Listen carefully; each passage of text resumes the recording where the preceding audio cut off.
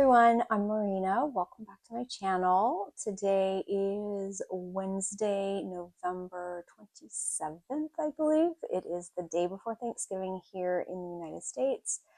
So I decided I would pop on really quickly and record what I have been making this month.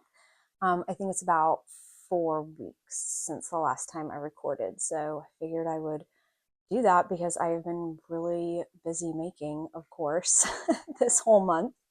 So my voice is a little froggy, so bear with me on that. But I am drinking some tea. I'm drinking Stash Decaf Pumpkin Spice, and it is one of my favorites. It is so delicious. And so this fall I've been putting it into your orders because I know a lot of you are tea lovers just like me. And I'm drinking from my new favorite mug. I think I showed this last month. This is from a maker, Rachel of Rachel Potts, and she hand makes these beautiful mugs and other home accessories. And last month I actually placed an order in with her, a wholesale order. So I think it will be complete in February, and I will be carrying some of these in the shop. The reason I like these is because they're a nice size mug. They're not oversized. They're smaller, but they're very colorful. So I just think it's fun. And it matches my new sweater, which is crazy. So it was, I must have a lot of pink on my mind these days. Before I forget, I wanted to let you know that you can find me on Instagram at Pineapple Yarn, and that's where I'm most active, in case you want to check out what else I've been up to. So I want to share this with you because I totally forgot about it. So one thing that I worked on in the past 2 years is this beautiful granny square blanket, and I crocheted it with an advent calendar from Felicity Yarn Studio. I don't know if you're familiar with her work, but it is beautiful. This was called a Dressmaker Advent, and it was all these like muted tones, which is totally not what I go for most of the time, but I just wanted to try something different for an advent calendar, and I'm so happy I did because this just turned out so pretty. So this was a fingering weight yarn, and I was able to double it up with each 20-gram mini skein, double it up and get 2 squares per mini.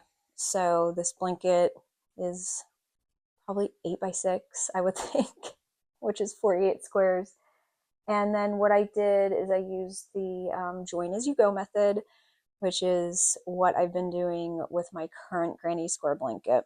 This one's so pretty. I really liked what I did on this. It was very time consuming as far as weaving in the ends, but I used the Knit Picks Tweed, their tweed base. I'm not exactly sure what it's called specifically, but it's just this pale gray color. Maybe like dove heather. I don't really know. I can't remember exactly. But I really like how I put the gray in the middle of each square. I just thought that was, even though it was time consuming to weave in all the ends, it just turned out so pretty. So there you can see it. I just think it's really, really pretty. And the gray really added to all the muted colors. Usually I use an undyed yarn like I did here with the Sweet Shop blanket. I usually always do that, but I thought I'd try something different, and I tried a gray and I really liked it. So at the end, when I had all of the squares together, I did a couple of rounds of just that granny stitch, which is 3 double crochets in one space, I guess. And then I did a single crochet border. So it's really simple, but this turned out so pretty. It's just a nice size throw. It's not very big, but it's great. It's so nice for the winter. It's warm, and it's just really, I just think it turned out so pretty. So I did, before I recorded this episode, I actually went to her shop on Etsy, to see, I want to double check her name, honestly, her shop name. And she actually has a few advents left in her shop. They are, I think it was Monet in wintertime. So again, she does like a lot of muted tones, very beautiful colorways. So in case you're interested and you need an advent, if you don't have one yet, this is kind of, I'm sure that her Monet advent calendar is very similar. So anyway, that was a finished object that was done. I guess this was done last year. This was her 2023 advent. So that was really nice. And I have, oh, I am wearing a finished object as well. This is the Forager. It's a sweater pattern by Isabell Kraemer. She's a wonderful designer. She's some really interesting designs. And I knit this sweater with my Tweed DK base. It's a superwash merino, and then it has neps in it, as you can see. And I dyed this in my Flamingo blush colorway, but I did it in more of a variegated colorway, like just method. I made it more variegated versus like a tonal, which is, I do offer this color in my shop as a tonal, but I love the way it turned out. I've knit this pattern once before. It was, I think I knit it with some yarn that I had spun. So I showed this, oh gosh, 3 years ago, maybe. I don't even know, but if you've been watching me for a while, you'll see it. You'll see it in some of the episodes, and I wear it all the time. So as far as this pattern goes, I didn't depart from it at all, except I didn't do the Latvian braid here on the cuffs. I made all of the faux cables, just so pretty. So there's cables here, there's cables down the sides, there's one on the back, it mirrors the front. And so I did all of those. And then on the hem, as you can see, there's a Latvian braid that goes around the hem, which is so cute. It's just, it really adds a lot to it. And like I said, there were supposed to be some around the cuffs, but I really want to get the sweater done. So I rushed through it. I didn't do any decreases on the sleeves either. So as you can see, they're a little loose down here. I prefer that. That's just it. I don't know. I don't like tight things in general. But these sleeves, I really didn't want them tight on my arms. It's just irritating. So what I did is, I wanted really long sleeves too. So I knit all the way down to like where a sweater would normally end. So like right here on my wrist. And then I did a rapid decrease to, I can't remember how many stitches it is in the pattern, but whatever it calls for at the end of the decreases, I did rapid decreases. So maybe, I don't know, maybe 8 or so, and then just did a 1x1 rib. So anyway, that is the Forager sweater. I absolutely love this pattern so much, and the fit is just, it's so nice. And I realized one thing in the midst of making it, after I tried it on and I was on the sleeves, and I was just contemplating why I like this sweater so much, and it fits well. And not that a raglan sweater, like your, everyday raglan sweater, doesn't fit well, but this is just, I try this on, it just fits really, really well. It's just so nice. I realized I think a lot of it has to do with just the way my shoulders are shaped. So a lot of people have more of a square shoulder, and some people have more sloped shoulders. And I feel like mine are kind of in between. I don't know, but I think I have more of a square shoulder, where when I have shoulder shaping in a pattern, it fits amazingly well. So one of the patterns that fits well is the Terrazzo sweater by Petite Knit. It has really nice shoulder shaping, versus, I've knit the No Frills pattern from Petite Knit, and it fits great, but it's a raglan style, and it just doesn't, do as much for me, I guess, as like this pattern for the terrazzo sweater. So I actually cast on another one. I thought, okay, I've been wearing this sweater so much, and should I just cast on another one right away? And I was dyeing yarn, and the answer was yes. So I just started it. It's a top-down sweater, and then you go back and you add the rib around the neck last. And for me, I actually didn't, I just picked up stitches and knit. And so I think this is maybe a little tighter than what calls for in the pattern, but it fits great. I love the way it fits. So I just got to the point in the pattern where I joined in the round. So you can see you build up all of these stitches in the back, and it creates this just really nice dip in the front. It makes it so comfortable, and I really like it. And I put this cute progress keeper on it. It's maybe a little too soon for this, but this is from Lindsay from Simply Serving. It's this cute sugar cookie shaped like a tree with sprinkles on it. So cute. I loved it. So I just thought it was fun and bright.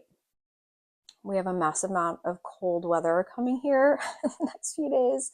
So I'm just trying to cast on like some really bright, fun things. And then this is a new base that I'm carrying in the shop. This is the Neon Confetti DK weight. And I don't carry this in stock in the shop, but it is available for a custom dye order. So 2 skeins or more on tonals and 4 or more on the variegated colorways. And this is a new color that I'm going to be carrying in the shop. I love this color so much. It's called Nectar Glow. And it's almost like a neon cantaloupe color. If you're familiar with my coral conch colorway, which is this, let's see, I have some down here because it's really is one of my favorite colors. So this one's coral conch. I use this a lot with knitting cuffs and accents on socks. And then this one you can just tell is more pink. So, oh, I love these together so much. Wouldn't this be so pretty as stripes? Oh, I love it so much. Okay, so anyway, I had asked all of my kids if anyone needed a sweater, and no one really needs a sweater right now. Maybe my son does, but he could probably live in shorts all year round. I think a lot of boys are like that. So this is another Forager, and I am changing this up a little bit. I'm not going to do cables, these faux cables on the sweater at all. I'm just going to do just kind of a stockinette sweater.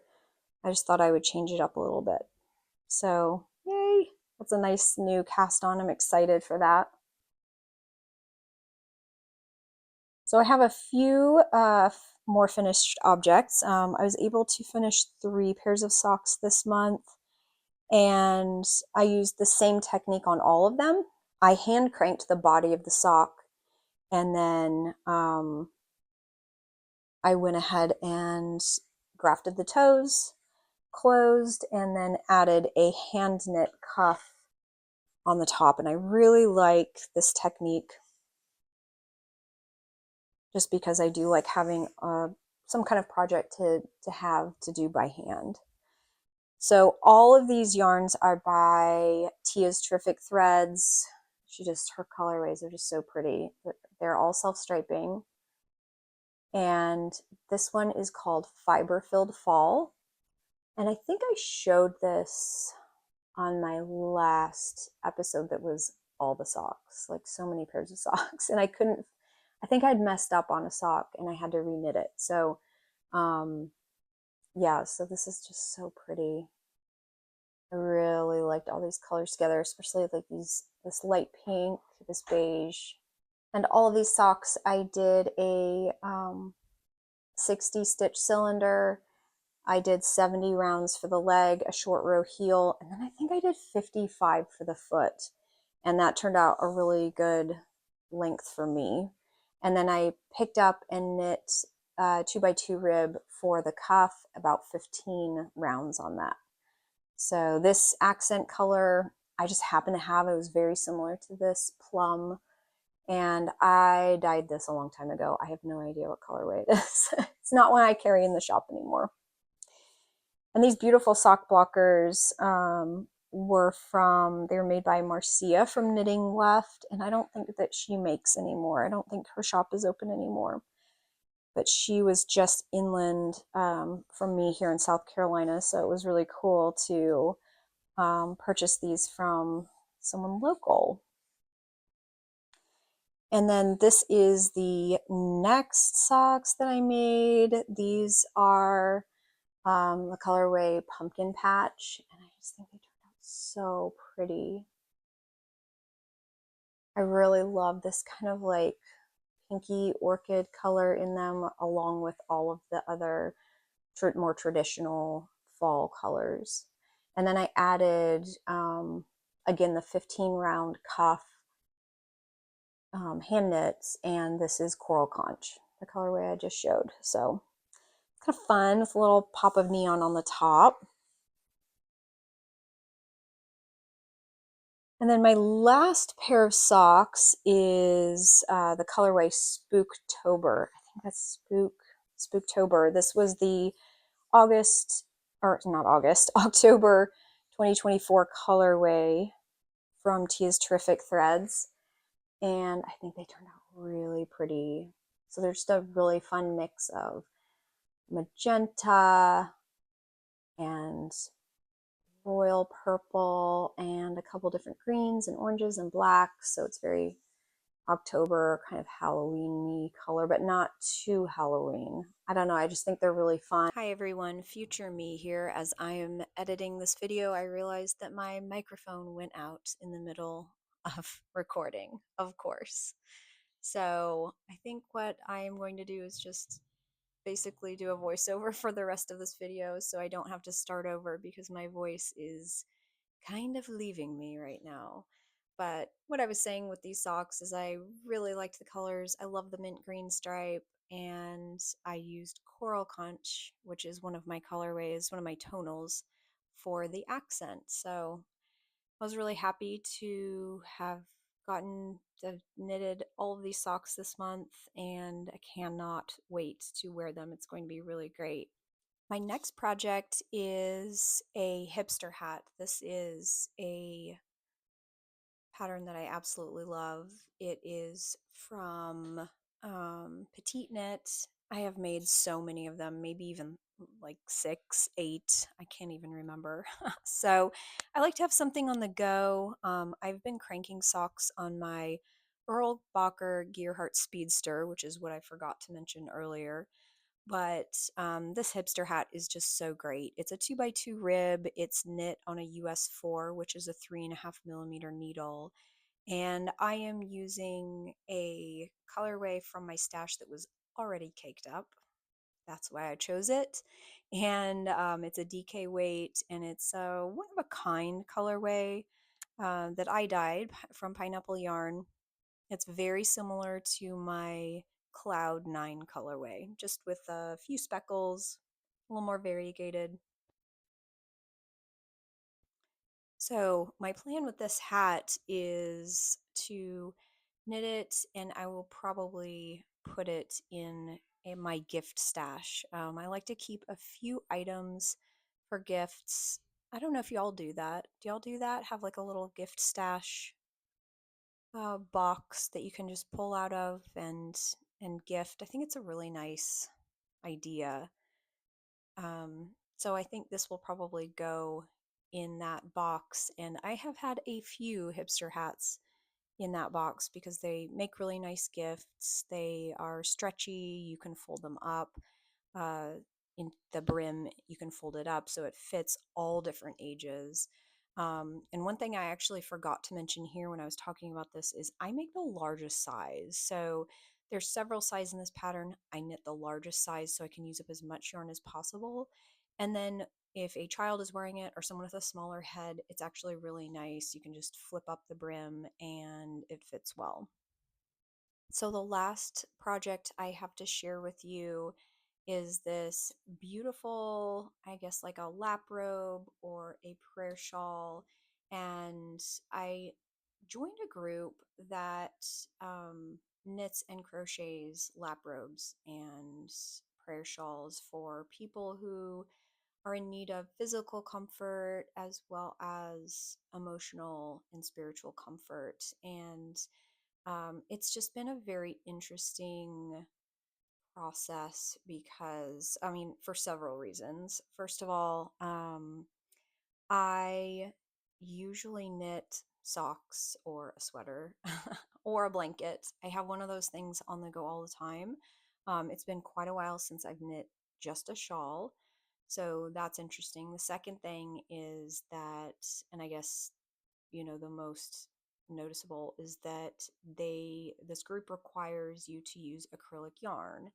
And I have not used acrylic yarn in so long. It's been quite a while. So it was kind of fun rediscovering some acrylic yarn and brands that I haven't used in quite a while. But about this pattern specifically, I knit or I crocheted it. It's a triangular granny square shawl. I didn't use a pattern. I just kind of made it up as I went. And then I weighed my yarn at the end. And when I knew I had about one row left, I just made a double stitch double crochet, sorry, double crochet scallop edging, and I used almost all of my yarn, so it was perfect. This yarn is Lion Brand yarn, Mandala Ombre. I think that's the name of it, in the colorway Serene. And I used 3 cakes of this yarn to make this large of a shawl. But I wanted to just crochet something that was so bright and so cheerful, and especially going into winter, I feel like bright colors are just so nice during cold gray days. But there you can see the scalloped edging. I just did a six double crochets and then did a slip stitch into the next space. So it was interesting choosing yarn for this project. Maybe y'all are in the same boat as me. You haven't used acrylic yarn in a long time. I mean, for me, it's been, I'm not kidding, probably 2 decades. It's been a very, very, very long time since I've used acrylic yarn. And back then it was just Red Heart yarn, maybe some other thing, maybe other brands, but I think that was what I started crafting with back in the day. And of course, Red Heart is still around, but the quality, the softness of yarn is amazing, and the colors are amazing. It was very interesting looking at what is out there, what is available, and I was really pleasantly surprised with all of the bright colors. And this yarn in particular was so soft and really, it was nice to work with. So I used a H hook. I have no idea what that is in millimeters. And for my DK blanket, I always use a G hook. So, oh, I apologize for my voice. It is leaving quickly.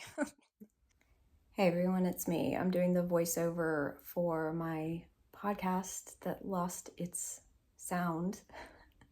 But all I wanted to say in the rest of this video is that I will be having a shop update, which is Friday, November 29th at 8 p.m. Eastern at pineappleyarn.com. And if you are an email subscriber, I will be sending out a discount code very soon.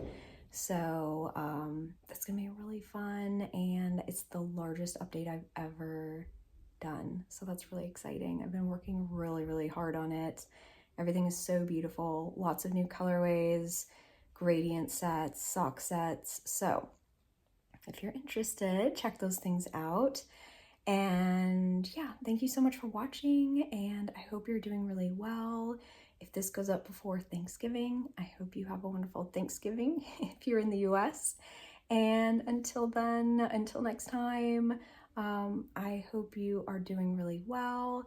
Oh, I wanted to say one more thing, is that I have been filming a lot of behind the scenes videos, process videos, so keep an eye out on YouTube for those, because I think that many of you will be interested in those. Okay, thanks for watching, and I hope you're doing well, and I hope you have an awesome day. Bye.